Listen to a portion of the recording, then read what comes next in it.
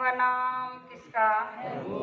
प्रभु का पावन नाम। तो प्रेम से बोलिए जय गुरुदेव। सबसे पहले युग परिवर्तक परम संत बाबा जय गुरुदेव जी महाराज, इनके चरणों में अरबों खरबों प्रणाम। ईश्वर भगवान और उनकी दृश्य अदृश्य शक्तियों को भी कोटि कोटि प्रणाम। आदरणीय अन्ना जी, इनको भी मेरा प्रेम पूर्वक जय गुरुदेव। साथ ही साथ यहाँ पर उपस्थित शाकाहार प्रचार में चलने वाले सभी माता पिता भाई बहनों को और अमरण्य शहर के इस डीडी नगर कॉलोनी के सभी माता पिता भाई बहनों को बड़े प्रेम के साथ जय गुरुदेव। प्रेमियों, आज का सत्संग क्यों रखा है, इसका निमित्त मैं आपको शॉर्ट में बताना चाहती हूँ कि हमारे जो गुरु भाई हैं चरणेश्वर, वो अभी फिलहाल ही यहाँ पर अमरनेर में रहने के लिए आए हैं और इस कॉलोनी में ही उन्होंने अपने मकान को गिरवी रखा है, लिया है, किराए से रहते शायद। तो नई गृहस्थी को शुरू करने से पहले उन्होंने गुरु महाराज के सत्संग के कार्यक्रम का आयोजन रखा है। बहुत अच्छी बात है, लेकिन इसके पीछे भी उनका एक बहुत बड़ा नैतिक उद्देश्य है और वो उद्देश्य यह है कि वो चाहते हैं कि जो दया, जो सुख समाधान उनके जीवन में उन्हें मिला है, वो इस कॉलोनी के इस अगल बगल के सभी माता पिता भाई बहनों को मिले। और ये तभी मिल सकता था जब उन्हें सत्संग सुनने को मिलेगा।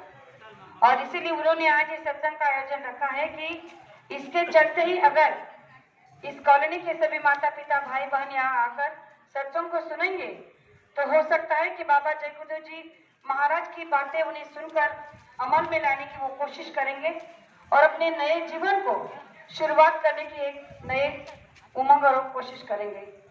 तो चंदेश्वर भाई, आपका जो उद्देश्य है बहुत ही नेक है, अच्छा है। इसी तरह से हम सभी प्रेमी अगर सोचेंगे तो जो गुरु महाराज ने कहा है कि परिवर्तन आप ही के द्वारा होगा, तो इसमें कोई खेद या संदेह नहीं, यह अवश्य होगा और बहुत जल्द होगा। लेकिन इसके लिए हम सबको पहले तैयार होना होगा कि हमारा जीवन निजी जीवन का, संसार का हो या कोई परमात्मा का हो, जो भी काम हम करना चाहते हैं वो गुरु महाराज की दया कृपा लेकर ही अगर करें तो उसमें हमें 100% दया ही दया मिलती है। तो प्रेमियों, ये कर्म प्रधान देश है, यहाँ कर्मों को प्रधानता दी गई है और इसलिए गीता में भी कहा जाता है कि कर्म प्रधान विश्व रचि राखा, जो 10 कर्म करी तस फल चाखा। आज हम आप देख रहे हैं कि लोग कितने अनाप शनाप कर्म कर रहे हैं, पता नहीं कितनी बेजुबान जानवरों की हत्या कर रहे हैं, चोरी बेईमानी घुसखोरी कत्लेआम कर रहे हैं और इससे भी भयानक अनैतिक कार्य जो संसार में आज संसारी मानव कर रहा है, जिसकी कोई गिनती नहीं कर सकता। ऐसे कर्मों का भुगतान उन्हें किस तरह से चुकाना होगा ये उन्हें भी पता नहीं है। लेकिन ऐसे संत महात्मा जो दयागार होते हैं, जो समर्थ होते हैं, वो जीवों के हित के लिए कुछ ऐसे संदेश हम आपके द्वारा, छोटे प्रेमियों के द्वारा संसार में भेजते हैं कि जाकर संसार के लोगों को बताओ, समझाओ कि ये कर्म प्रधान देश है, यहाँ पर जो कर्म तुम कर रहे हो यहाँ उसकी सजा आपको अवश्य मिलेगी। तो इसीलिए हम सबको अपने कर्म को संभल कर करना चाहिए। अगर आपने अभी भी इस बात को नहीं समझा तो आगे आने वाला समय कितना भयानक होगा इसकी आपको कल्पना भी नहीं होगी। लेकिन फिर भी गुरु महाराज ने कहा है कि अगर समर्थ सदगुरु आपके जीवन में है, अगर आपने उनका हाथ पकड़ा है, उनका हाथ अगर आपके सर पर है और आप उनके सानिध्य में जी रहे हो, तो आपके कर्मों को माफ करने का मौका आपको मिल रहा है। आप कहोगे कैसे? इस पर एक छोटा सा प्रमाण देना चाहती हूँ कि संत महात्मा जब हमारे जीवात्मा की डोरी एक बार अपने हाथ में ले लेते हैं तो हमारे कितने जन्मों के कर्म, कितने जन्मों के पाप वो यूं ही सहज में काट देते हैं। जिसका एक छोटा सा उदाहरण मैं आपको देना चाहती हूँ कि महात्मा यानी कि संत सदगुरु की दया जीवों पर कब और कैसे होती है। एक सत्संगी प्रेमी था जो बहुत ही कर्मठ था, अपने गुरु के प्रति बहुत ही निष्ठा और समर्पित था। जिस दिन से उसने गुरु का नाम लिया उस दिन से उसने अपने आप को अपने गुरु को समर्पित कर दिया और वो जब दिन रात ध्यान में बैठता था, साधना में बैठता था, तो उसे धीरे धीरे इस संसार से वैराग्य होने लगा और अंदर में जब गुरु का रूप, उसका आवाज सब कुछ देखने लगा, आभास होने लगा, तो उसे वो आनंद बहुत ही अच्छा लगने लगा और उसने अपना ज्यादा से ज्यादा समय साधना में देना शुरू कर दिया और उसकी साधना बढ़ने लगी। अब वो जब चाहता तब अपने गुरु का दर्शन करता था और उनसे रूबरू बात कर लेता था। एक दिन ऐसे ही अपने घर में रात के समय सोया हुआ था कि घर में अचानक 3 डाकुओं ने प्रवेश किया और घर में घुसने के बाद उसके सर पर एक बंदूक रख दी और उसे कहा कि तुम्हारे घर में जो भी सोना चांदी पैसा हीरा जवाहरात जो भी है सब कुछ लाकर बाहर निकालो। और उसने कहा कि देखो मेरे घर में जो कुछ है वो सब आप ले सकते हो लेकिन मुझे छोड़ दो।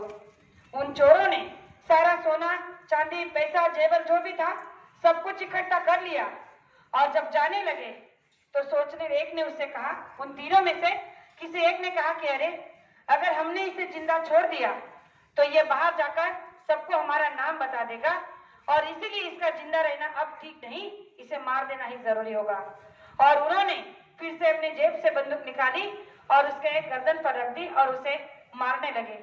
तब उस प्रेमी ने हाथ जोड़े प्रार्थना की, उनसे विनती करने लगा कि देखो तुम्हें जो चाहिए था मैंने सब कुछ दे दिया लेकिन आप मुझे मत मारो।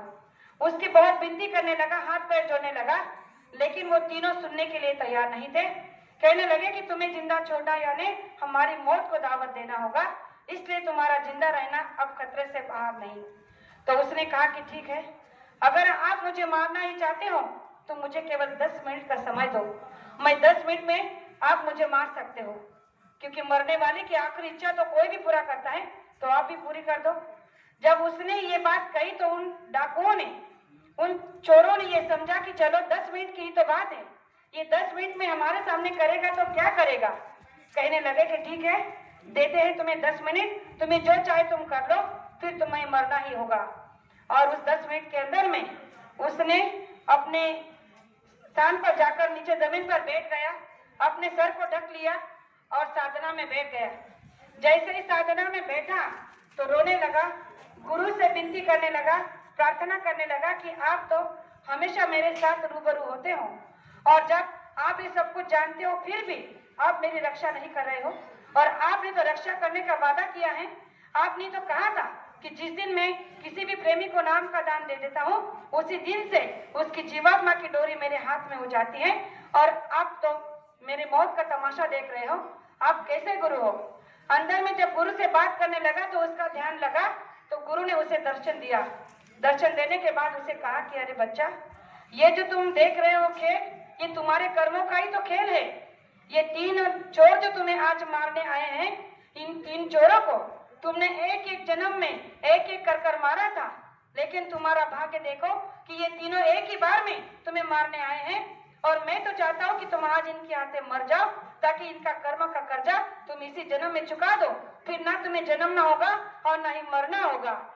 जैसे ही गुरु ने उसे ये शब्द कहा उसने अपने आंखों को खोला, झट से खड़ा हो गया और उन चोरों से कहने लगा कि हंसी से खुशी खुशी कहने लगा कि अब आप मुझे मार सकते हो, अब मुझे मरने से कोई डर नहीं, अब आप मुझे तुरंत मार दो, मुझे कोई भय नहीं।